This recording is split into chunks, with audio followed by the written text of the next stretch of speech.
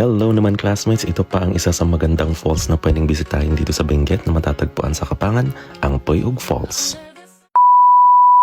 Ang Puyog Falls, classmates, ay matatagpuan sa Buklawan, Kapangan, Benguet. So around 1 to 2 hours from La Trinidad, Benguet ang travel. Tapos para marating mo yung falls, meron kang 30 to 45 minutes na hiking. And wag kayong mabahala classmates kasi meron namang mga mababait na tour guides na maghahatid sa inyo doon sa may falls mismo. So ang nangyari nga classmates is nag-post ang Kapangan Tourism ng mga bagong bubuksan na mga tourist spots doon sa Kapangan na mga falls. And the fall naman ako agad sa Puyog Falls kasi nakita ko yung picture ang ganda nga naman talaga. Tapos kinontak ko na agad si Ma'am Shirley. Hello po Ma'am Shirley, shoutout sa inyo. And nag-inquire na kung paano pumunta doon. Pwede ka namang mag-bus papunta dyan gamit yung Dakiwagan bus or yung Dangwa Trangko. Yung pamasahe is 100 pesos so back and forth 200 pesos. Baba ka na lang doon sa may Tabaaw. Pero classmates, naiwan ako ng bus. Kaya ang ginawa ko is pumunta ako doon sa may Sunrise at sumakay ako ng jeep ng Kibungan.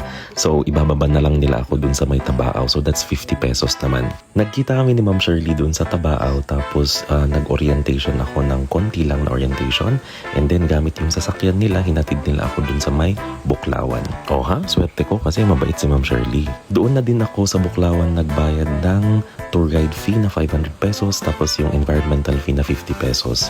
Nagbaon na lang din ako ng pang-lunch ko at saka tubig. And ang isang maganda dyan is mag-isa ko ulit na nandyan. Kasama ko lang ang tour guide. So ang total ng nagastos ko is around 850. So that's less than 1,000. So pagkatapos kong kumain ng lunch ko, ayan na, sige. Nag-swimming na rin ako. Ayan. So dito sa banda na to, hindi naman siya masyadong malalim. So ayun na nga, andito tayo sa Puyog, Kapangan, Benguet Waterfall. Yan. So mag-isa ko lang, walang tao. Fairness, diba? Hindi, kasama ko si Kuya Turga. Okay?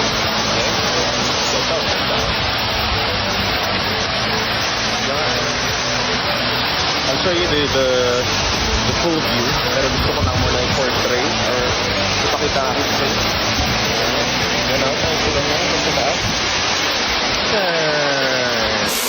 And yes classmates, ito naman yung full view ng Puyog Falls. So around 100 meters yan, so 300 plus feet siya. And sabi nga nila, isa ito sa pinaka mataas na waterfalls dun sa Kapangan. So ayan, yung buong itsura ng Puyog Falls at saka umuwi na rin ako. And before ako umuwi, kumuha muna ako ng tubig dyan sa may ugbog. And siya nga pala habang ako ay nag-hike, na-meet ko dyan yung barangay captain ng Buklawan. Gumagawa sila actually ng daanan papunta dun sa may Puyog Falls. Ang mga kasama ko naman sa picture na ito, sila yung nagbabantay dun sa may registration area. So maraming salamat muli, maraming salamat muli Kapangan at maraming salamat din Ma'am Shirley.